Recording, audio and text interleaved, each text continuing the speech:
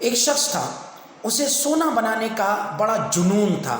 وہ ڈھونڈتا پھرتا تھا کہ مجھے کوئی ایسا شخص مل جائے کہ جو مجھے کیمیا گھر بنا دے.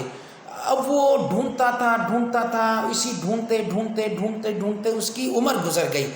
اس میں اس کی مال دولت گھر سب چیزیں بک گئی، روڈ پر آ گیا اور دانے دانے کو محتاج ہو گیا، لیکن سونا بنانے کا طریقہ اسے نہ آ سکا. ایک دن کسی نے بتایا کہ جی فلاں پہاڑی سلسلے میں ایک صاحب ہیں اور انہیں سونا بنانے کا طریقہ آتا ہے. جب اس کو پتہ چلا تو وہ بڑی دور دراز کا اور تکلیفوں کا سفر کر کے وہاں تک پہنچا اور جا کر اس نے ان صاحب کی خدمت میں عرض کی کہ میں جی بڑی دور سے آپ کی خدمت میں آیا ہوں اور میری ایک ہی خواہش ہے کہ مجھے آپ سونا بنانے کا طریقہ سکھا دیں. انہوں نے کہا کہ بھئی بات یہ ہے کہ میں ایسے کسی کو نہیں سکھاتا اور بس کوئی ہے جو مجھ سے سیکھ سکتا ہے. اس نے کہا مجھے بتائیں، میں آپ کی ہر شرط پوری کروں گا. تو اس نے کہا جی میری شرط یہ ہے کہ اگر تمہیں سونا سیکھنا ہے تو سب سے پہلے مجھے 1 کلو سونا نذرانے کے طور پر دینا ہے تم نے. اب وہ بیچارہ پریشان کہ اس کے پاس تو کھانے کو روٹی نہیں ہے، وہ سونا لائے کہاں سے؟ اس نے گزارش کی کہ حضور ایسا ہے کہ میرے پاس تو کچھ بھی نہیں ہے. انہوں نے کہا پھر ٹھیک ہے بھاگ جاؤ، میں نہیں سکھاتا.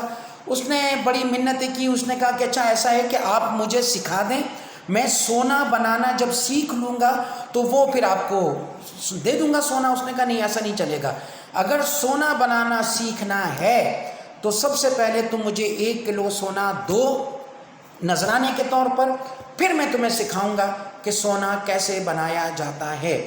بہرحال اب وہ بیچارہ نا امید ہو کر واپس آیا. اب جب وہ پہاڑی سلسلے سے نیچے آ رہا تھا تو ایک جگہ تھک کر چور ہو کر ایک جگہ بیچارہ درخت کے کنارے لگ کر بیٹھ گیا.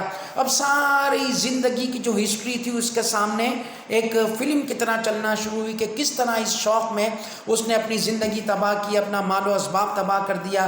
اب ایک امید کی کرن نظر آئی تھی. انہوں نے بھی اتنی بڑی شرط لگا دی کہ جب تک 1 کلو سونا نہیں دو گے میں سونا بنانا نہیں سکھاؤں گا. تو اب تو میرا ساری زندگی ختم ہو گئی. اچانک اس کے ذہن میں ایک بات کلک کی. اس نے کہا یار اس کو ٹرائی تو کر کے دیکھتے ہیں نا.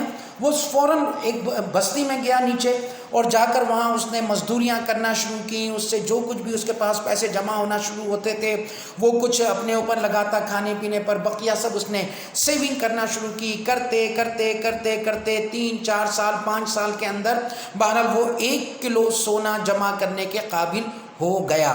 وہ 1 کلو سونا لینے کے بعد جب اس کے بعد جمع ہو گیا، خوشی خوشی ان صاحب کی خدمت میں دوبارہ حاضر ہوا اور بڑی خوشی سے چلایا کہ دیکھیں میں آپ نے مجھ سے 1 کلو سونا لانے کا کہا تھا تو دیکھیں میں آپ کی خدمت میں 1 کلو سونا لے آیا، اب آپ مجھے سونا بنانے کا طریقہ سکھا دیں. تو وہ جو بزرگ تھے، وہ جو صاحب تھے، وہ مسکرائے اور انہوں نے مسکرا کر کہا کہ بیٹا میں نے سونا بنانے کا طریقہ تمہیں سکھا تو دیا،